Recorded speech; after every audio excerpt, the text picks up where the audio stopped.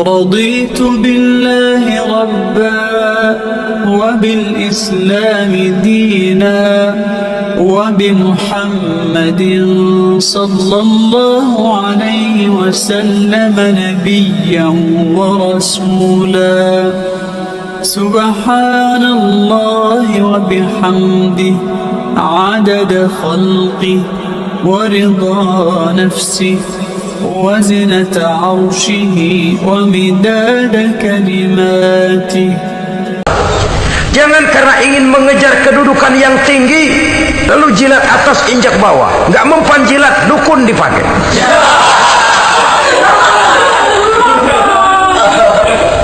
Itu kan sudah membuat kita lalai. Nanti kalau berhasil, wah dukun kita paten.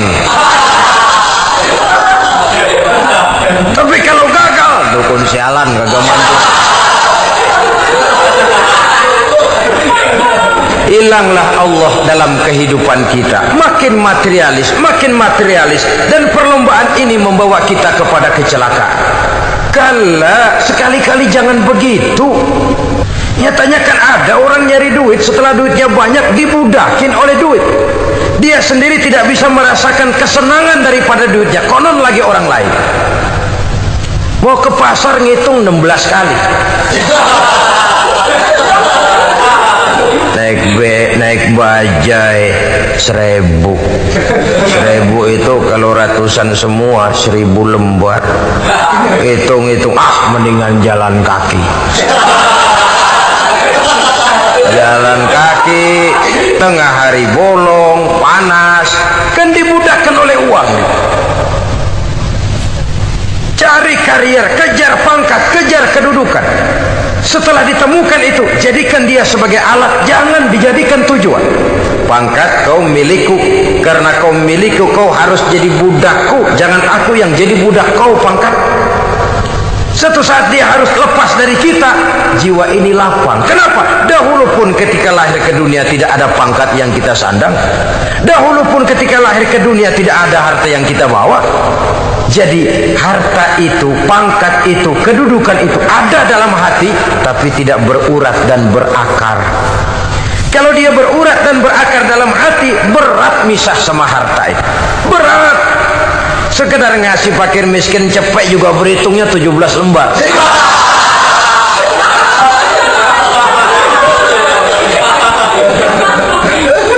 Dengar di kantornya mau ada mutasi, pindah dia dari tempat basah ke tempat kering, baru berita burung udah meriang duluan.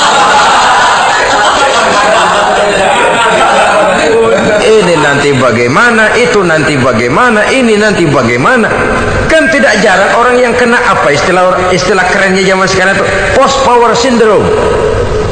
Post power syndrome ini pernah dianalisa oleh Nabi. Kata beliau, irhamu salasatan minan nas, sayangilah 3 macam manusia. Siapa mereka? Pertama, azizan zalla, orang terhormat yang jatuh hina. Ini yang sering terkena post power syndrome. Biasa kemana-mana dikawal, dihormati, datang ke tempat ini protokol siap, ini serba diatur semua, serba beres. Begitu jabatan selesai atau pensiun, habis orang gak indah-indah. Dia lihat orang diemin aja, orang diemin, orang tonton. Ini kalau nggak kuat mentalnya, itu kena post power syndrome. Akibatnya ya bisa jantungan, bisa leper, bisa darah tinggi. Ya penyakit-penyakit yang zaman dulu kita nggak kenal. Ini kan makin banyak dokter, makin maju ilmu kedokteran, makin aneh penyakit. Saudara hadirin yang saya hormati, post power syndrome kena apa yang dinamakan frozen emotional attitude. Tidak kuat menghadapi kenyataan. Azizan zalla, orang terhormat yang jatuh hina, itu sangat perlu dikasihani. Yang kedua, ghaniyan qad iftaqar, orang kaya jatuh miskin. Ini juga sama. Biasa hidup apa ada, serba ada, lalu harus hidup apa adanya. Ini kalau kurang kuat benar-benar memble.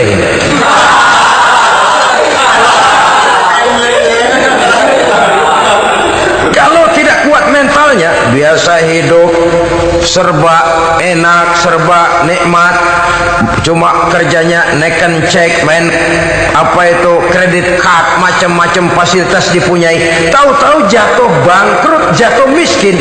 Kalau tidak fondasi agamanya kuat, bisa gantung diri, bisa bunuh diri, bisa frustasi, bisa terkena psikosomatik, tekanan jiwa mempengaruhi faktor biologis, timbullah tekanan, terjadilah penyakit aneh-aneh.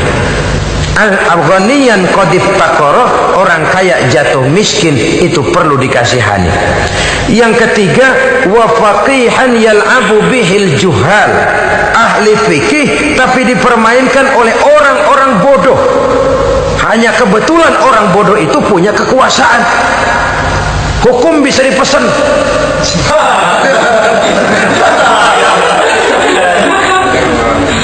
Aturannya haram, Ustaz, ada haram dikit aja dah.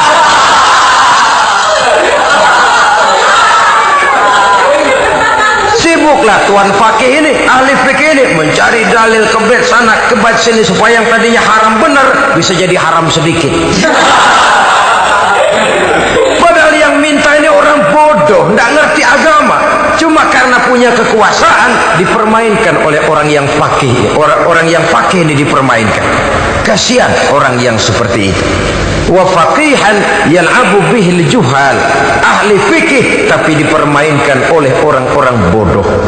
Akibatnya karismanya hilang, wibawanya lenyap.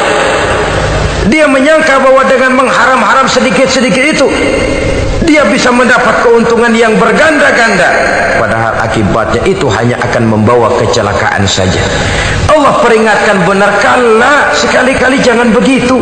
Cari uang yang banyak silahkan, ngejar kedudukan yang bagus boleh, bikin rumah yang hebat silahkan, ada kendaraan bagus silahkan, tapi jangan sampai kamu terjebak kepada sirkuit celakai, perlombaan yang tidak ada garis finishnya. Sering dicontohkan orang menghayal, melamun. Kamu kenapa enggak mau ibadah? Lah, bagaimana mau sembahyang, saya di Jakarta masih ngontrak.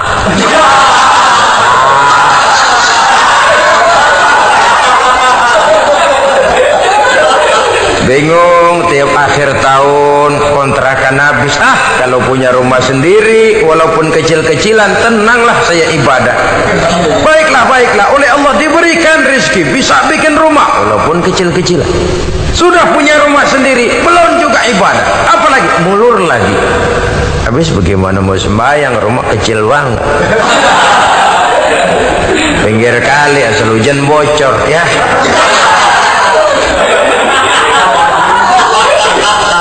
Kalau bisa punya rumah permanen, rajin dah ibadah dah.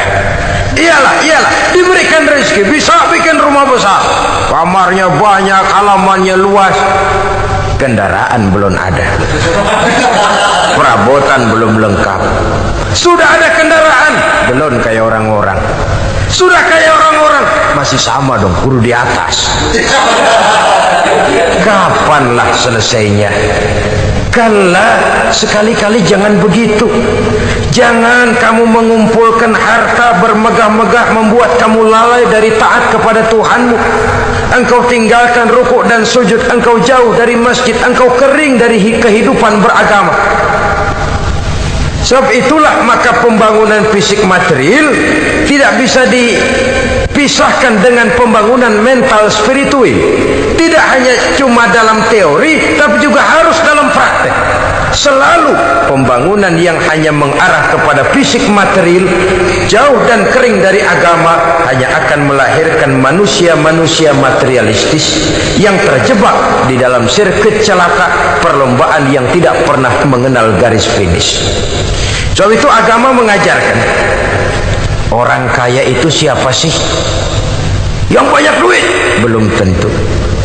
Yang kebunnya di mana-mana ngebelakang? Belum tentu. Yang pabriknya selebar-lebar? Belum tentu. Yang punya segala macam peternakan, dari peternakan gajah sampai peternakan kutu?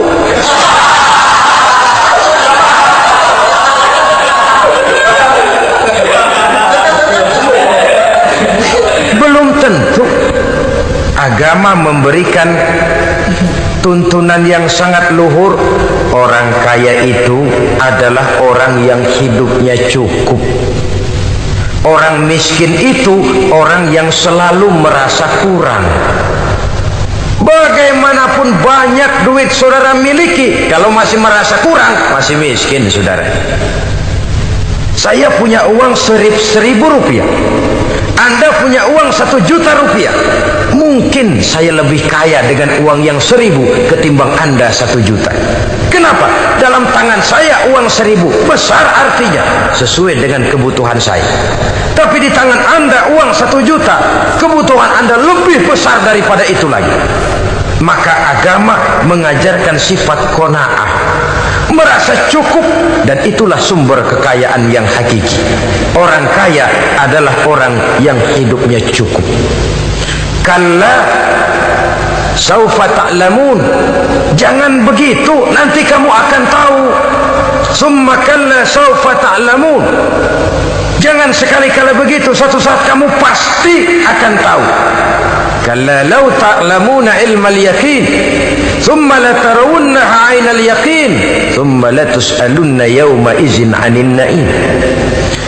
Nah, kapan perlombaan ini akan menyadarkan orang? Biasanya hatta zurtumul maqabir, sampai kamu dekat ke liang kubur. Itu biasanya kalau istilah orang sekarang baru ngeh. Asal sudah napas sampai tenggorokan disambung dengan selang, sudah Senin Kemis dibantu dengan alat picu jantung, gerak gerak gerak gerak, sudah kayak orang mau gergaji kayu. Dikala itu barulah sadar orang biasanya. Dan kesadaran semacam itu kesadaran yang terlambat, kesadaran ala Fir'aun. Fir'aun selagi hidup diajak beriman dan nehi aja.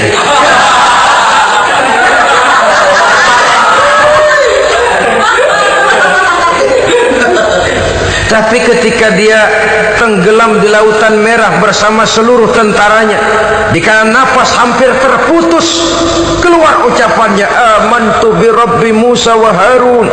Aduh, kalau begini mah saya juga percaya kepada Tuhannya Musa dan Harun. Saya beriman kepada Allah. Lagi timbul tenggelam mau sekarat baru beriman.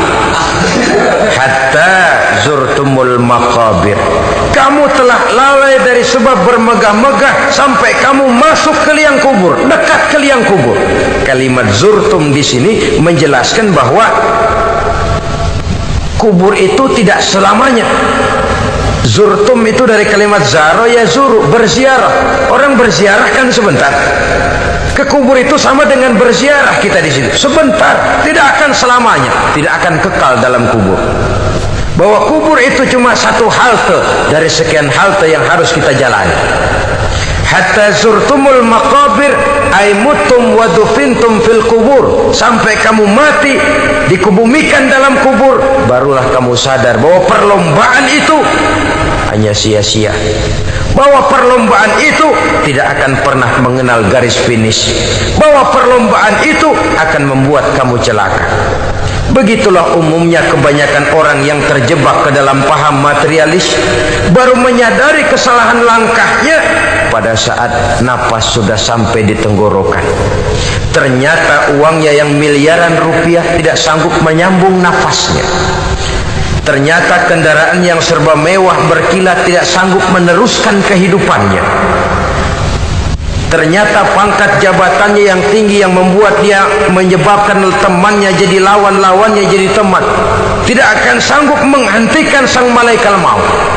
Kalau keadaan sudah begitu, baru sadarlah kita terlambat. Karena saat seperti itu akan dihadapi oleh setiap orang. Kala, jangan begitu. Sadarlah kamu bahwa kalau sudah dekat ke liang kubur kamu baru insaf, itu terlambat. Sebelum nafas sampai di tenggorokan, pintu tobat masih selalu terbuka. Tapi manakala nafas sudah sampai di tenggorokan, tertutuplah pintu tobat untuk orang yang bersangkutan. Oleh sebab itu, perlombaan dengan bermegah-megah terhadap materi duniawi tolok ukur dan pandangan hidup yang terbatas kepada wujud benda semata-mata memang sering menyebabkan orang lalai, sering menyebabkan orang lupa diri, tidak sadar tentang hakikat yang terpenting dari kehidupan ini, yaitu tentang dari mana dia datang, di mana dia sekarang, dan kemana dia akan pulang. Sungguh ilmu pengetahuan tidak akan pernah mampu menjawab persoalan ini. Sungguh filsafat juga tidak berdaya menghadapi pertanyaan seperti ini. Hanya agama yang mampu memberikan kepastian batin tentang hakikat dari mana kita datang, di mana kita sekarang, dan kemana kita akan pulang. Makin kita renungi pertanyaan ini, makin kita menemukan diri sendiri, dan makin kita menemukan mengenal diri sendiri, kita akan semakin mengenal Allah Subhanahu wa ta'ala. Semakin kita mengenal Allah, maka akan semakin terpanggil kita untuk dekat dengannya, mentaati segala perintahnya, dan berupaya menjauhi segala yang dilarangnya. Dengan demikian selamatlah kita dari satu perlombaan yang hanya akan menyeret kita kepada menghalalkan segala cara, jauh dari agama, jauh dari Allah, bahkan jauh dari sesama manusia. Karena umumnya perlombaan seperti ini akan cenderung melahirkan manusia yang egois. Muslimin rahimakumullah. Lebih jauh, mari kita mengikuti peringatan Allah dalam surah Al-Munafiqun ayat 9. Di sini Allah Subhanahu wa taala mengingatkan, A'udzu billahi minasy syaithanir rajim. Ya ayyuhalladzina amanu la tulhikum amwalukum wala auladukum an dzikrillah wa may yaf'al dzalika fa ulaika humul khasirun. Hai orang-orang yang beriman, jangan sampai hartamu dan anak-anakmu melalaikan kamu daripada mengingat Allah. Wa may yaf'al dzalik, barang siapa yang melakukan hal seperti itu, fa ulaika humul khasirun, maka merekalah sesungguhnya orang-orang yang merugi. Rugi dunia, rugi akhirat. Disebutkan di sini dua hal yang sering menyebabkan kita jadi lalai. Amwal dan aulad, harta dan anak-anak, materi dan keluarga. Perlombaan di dalam mengumpulkan materi sering menyebabkan kita menjadi lalai. Begitu juga amanah berupa anak ini sering kita lalaikan atau sering membuat juga kita menjadi lalai. Kita lalaikan dalam arti bahwa keduanya, baik harta baik anak, merupakan amanah dari Allah. Setiap orang tua akan dimintakan pertanggungan jawab. Apabila kita lalaikan amanah ini, maka resikonya akan kembali juga kepada kita. Tapi satu hal yang jelas dalam ayat 9 surah Al-Munafiqun ini, bahwa perlombaan memperbanyak harta dan anak-anak yang masuk dalam kelompok at-takatsur itu tadi akan menyebabkan orang khasiru, termasuk ke dalam kelompok orang-orang yang rugi. Perlombaan yang hanya akan membawa kerugian semata-mata. Kemudian di dalam satu hadis Rasulullah sallallahu alaihi wasallam memberikan peringatan. Beliau bersabda, "Iza azzamat ummati dinaran wa dirhaman, nuzi'at minha haibatul Islam. Wa iza tasabat ummati saqatat min ainillah. Wa iza turikatil amru bil ma'rufi wan nahyu 'anil munkari, hurimat 'alaihim barakatul wahyi." Ada tiga hal yang kalau kita kerjakan akan menimbulkan tiga macam akibat di dalam hadis ini. Pertama, iza azzamat ummati dinaran wa dirhaman. Apabila umatku sudah mengagung-agungkan dinar dan dirham, Artinya kalau umatku sudah jatuh menjadi umat yang materialistis, segalanya diukur dari dinar dan dirham. Dinar dan dirham ini kalau bahasa Inggrisnya dokat.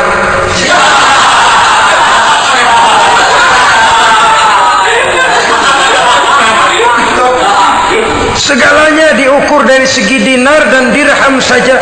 Nuzi'at minha haibatul Islam, akan dicabutlah kehebatan Islam dari mereka.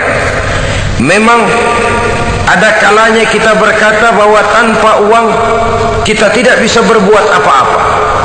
Tapi kalau itu dijadikan landasan dari segala sesuatu, itu yang dijadikan ukuran, itu yang dijadikan tujuan, kita hakikatnya sudah gagal sebelum melangkah.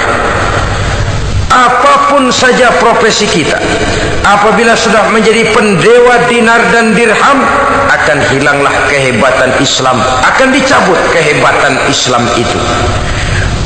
Umat Islam bisa dibeli, ulama bisa dikontrak, kiai bisa dicarter. Saudara hadirin ma'asyiral muslimin rahimakumullah, apabila umatku sudah membesar-besarkan dinar dan dirham, bermegah-megah dengan itu, berlomba-lomba memperbanyak itu yang menjadi tujuan dan tolok ukur dari segala kegiatan, nuzi'at minha haibatul Islam, akan dicabutlah kehebatan Islam. Hilang itu wibawa. Walaupun dia bernama umat mayoritas dalam jumlah, tetapi dia minoritas dalam peranan. Mayoritas dalam bilangan, tapi minoritas dalam percaturan kegiatan hidup ini. Kita ingat di zaman pengembangan Islam di masa Rasulullah sallallahu alaihi wasallam, mereka berlomba-lomba mengorbankan dinar dan dirhamnya untuk kepentingan agama, bukan mengorbankan kepentingan agama untuk mencari dinar dan dirham. Kita di zaman sekarang sering terjadi penjungkiran nilai, terbalik yang kita amalkan. Nabi Ibrahim mengorbankan putranya Ismail untuk kepentingan agama.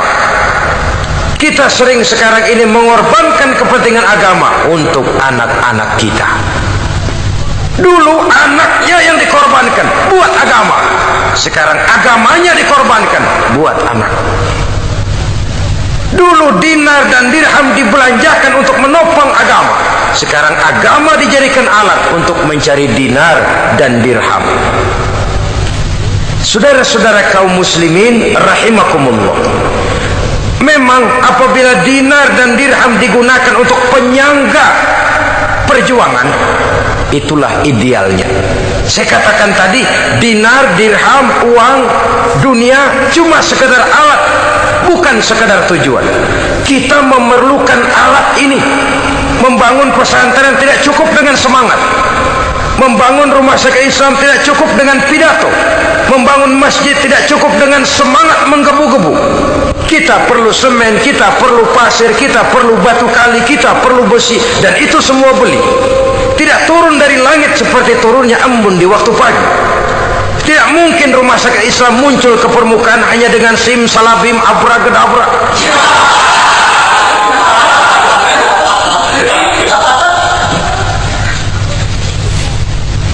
Oleh sebab itu, saya bersyukur kecenderungan belakangan ini pengajian-pengajian akbar di berbagai tempat tidak hanya sebagai ajang untuk menanamkan akidah, membina ukhuwah, tapi juga menjadi sarana di mana kita mengumpulkan dana, menghimpun potensi umat, menginventarisir potensi untuk kepentingan pengembangan daripada agama. Meskipun ada satu dua orang yang salah paham tentang ini, sampai kemudian saya mendapat satu merek yang cukup tidak enak untuk didengar, mengkomersilkan pengajian katanya, karena memang ada pengajian yang menggunakan sistem karcis, sebenarnya juga tidak etis. Undangan berikut infak yang seluruh hasilnya digunakan buat kepentingan agama. Apakah itu rumah sakit, apakah itu madrasah, apakah itu masjid. dan 1 sen pun saya tidak menuntut bagian dari itu. Saya malah berprinsip sepanjang saya masih laku untuk dijual dan itu memang buat kepentingan agama, persilahkan jual saja. Asal buat masjid, pesantren, madrasah, rumah sakit Islam, kegiatan syiar dan dakwah, silakan. Tapi kalau sudah dijual buat kepentingan pribadi, memperkaya diri sendiri, tentunya dunia akhirat sulit untuk ridho kepada tingkah laku yang semacam itu. Kita memerlukan dana. Umat di daerah membangun memerlukan dana. Dan dana itu tidak hanya datang begitu saja. Kita bersyukur bahwa untuk menghadiri pengajian sekarang ini orang mau mengeluarkan uang, mau memberikan infak dengan ikhlas, tidak dengan keterpaksaan. Kenapa tidak? Sehingga ini lalu diinventarisir untuk kepentingan pembangunan agama. Ratusan juta rupiah terkumpul dari pengajian-pengajian rutin ini, pengajian-pengajian akbar ini.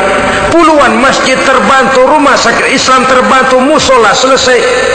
Ya walaupun tidak lalu semuanya beres, tapi gemaknya itu sudah cukup menyentuh untuk menyadarkan orang bahwa harta baru kekal kalau dia sudah dibelanjakan di jalan Allah. Nah, yang celaka kalau dinar dan dirham itu yang dijadikan tujuan. Mengadakan pengajian semata-mata untuk cari uang, uangnya buat kantongnya dewe. Itu yang membuat dicabutnya kehebatan Islam itu. Segalanya diukur dari sudut itu.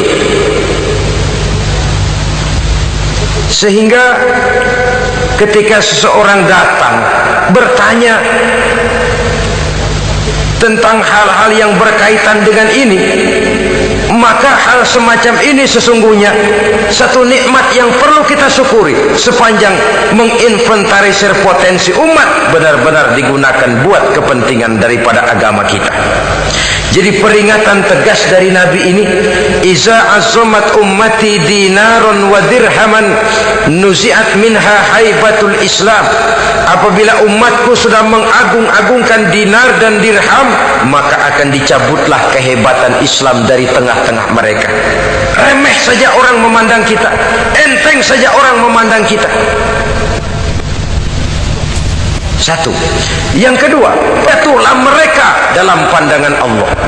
Kalau sesama umat ini sudah saling menjelekkan, apakah yang menjelekkan itu lebih bagus dari yang dijelekkan di hadapan Allah? Dua-duanya sama rendahnya. Pribadi saya mungkin puas kalau saya bisa menghantam saudara di depan umum, menjelek-jelekkan nama saudara. Tapi lebih baikkah saya dalam pandangan Allah? Sama rendahnya dengan orang yang saya jelekkan. Itu pun kalau yang dijelekan benar-benar jelek. Kalau cuma sekedar fitnah, wah lebih celaka lagi nasib si orang itu tadi. Ini artinya menyadarkan kita bahwa umat ini sudah diikat dengan akidah. Beraneka ragam kita, tapi harus ada kebersamaan.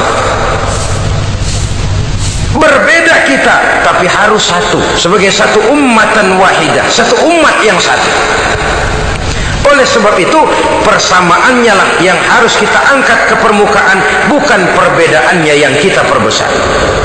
Sudah datang waktunya umat Islam bangun dari tidurnya, jangan lagi dibuai oleh irama mayoritas. Sudah lewat masanya kita bertengkar karena persoalan-persoalan kecil yang tidak prinsip. Sudah datang waktunya umat Islam bersatu, menyusun saf yang lebih lurus, oleh karena ia dihadapkan kepada tantangan-tantangan yang tidak semakin ringan. Kalau kita bertengkar dengan kita, kalau kita saling mencaci sesama kita, bukankah Yahudi tepuk tangan? Bukankah Nasrani menari-nari? Bukankah pihak ketiga akan menangguk di air keruh? Dan kerugian akan terpulang kepada kita semua. Tapi inilah realita, bahwa yang kita hadapi ini sesungguhnya musuh kita di luar kita, bukan di dalam kita.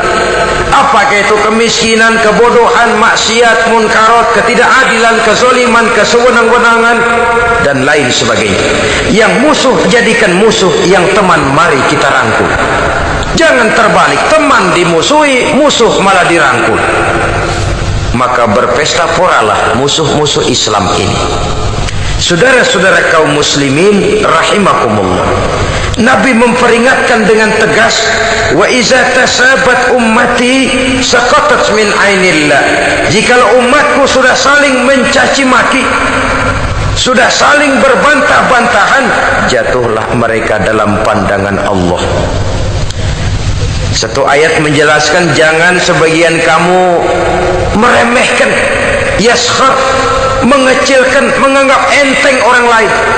Boleh jadi yang dihina, diremehkan, dianggap enteng itu nilainya lebih bagus daripada yang menganggap enteng. Dalam hakikat segala sesuatu itu cuma kembali kepada Allah. Di sanalah penilaian finalnya. Manusia hanya melihat yang zahir. Makin banyak harapan hidup ini kita gantungkan kepada manusia, makin banyak kita harus bersiap untuk kecewa. Saudara-saudara kaum muslimin rahimakumullah. Kemudian yang ketiga peringatan dari baginda Nabi, wa iza turikatil amru bil ma'rufi wan nahyu 'anil munkari hurimat 'alaihim barakatul wahyi.